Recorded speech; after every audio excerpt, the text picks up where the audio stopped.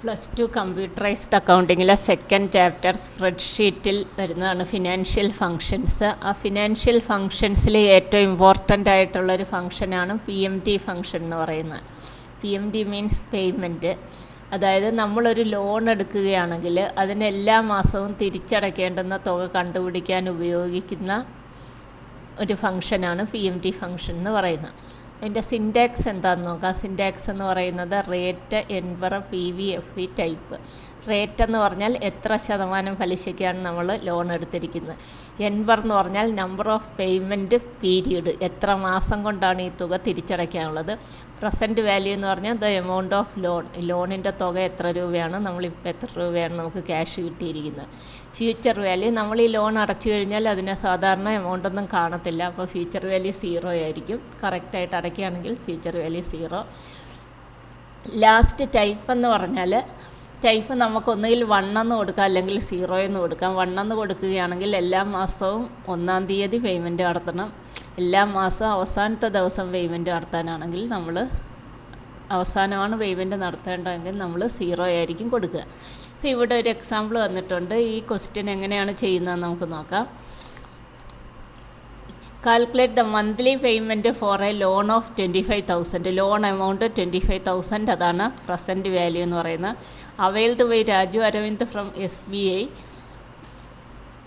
രാജു അരവിന്ദ് എന്ന വ്യക്തി SBIയിൽ നിന്ന് എടുത്തിരിക്കുന്നതാണ്. With an interest rate at the rate 8%. Rate of interest എന്ന് പറയുന്നത് 8% for a period of 3 years. എത്ര നാളുകൊണ്ട് തിരിച്ചടയ്ക്കണം? 3 വർഷം കൊണ്ടാണ് തിരിച്ചടയ്ക്കാനുള്ളത്. നമ്മളെല്ലാ മാസവും തിരിച്ചടയ്ക്കുന്നതുകൊണ്ടാണ് ഇത് 3 വർഷത്തിനെ നമ്മൾ 12 കൊണ്ട് മൾട്ടിപ്ലൈ ചെയ്തിട്ട് 36 മാസമാക്കി എഴുതിയിരിക്കുന്നത്.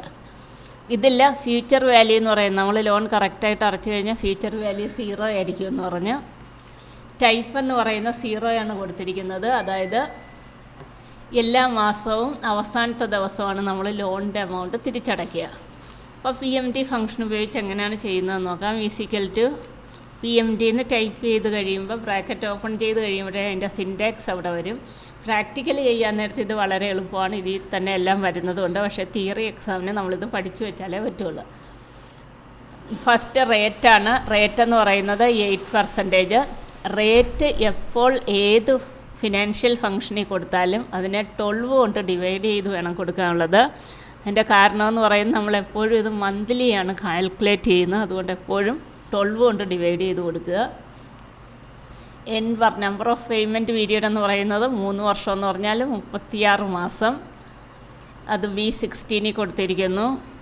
B16, അടുത്ത പ്രസൻറ്റ് വാല്യൂ എന്ന് പറയുന്നത് 25,000. അത് B17 കൊടുത്തിരിക്കുന്നു. അടുത്ത ഫ്യൂച്ചർ വാല്യൂ എന്ന് പറയുന്നത് 0. അത് B18 കൊടുത്തിരിക്കുന്നു. നെക്സ്റ്റ് ടൈപ്പ് എന്ന് പറയുന്നത് എല്ലാ മാസവും അവസാനമാണ് ഇത് പേ ചെയ്യുന്നത്, അപ്പം നമ്മളത് B19 കൊടുത്തിരിക്കുന്നു. ബ്രാക്കറ്റ് ക്ലോസ് ചെയ്യുക, എൻ്റർ അടിക്കുക. ഓരോ മാസവും തിരിച്ചടയ്ക്കാനുള്ള എമൗണ്ട് എന്ന് പറയുന്നത് 783.41 ആണ് നമുക്ക് ആൻസറായിട്ട് കിട്ടുക.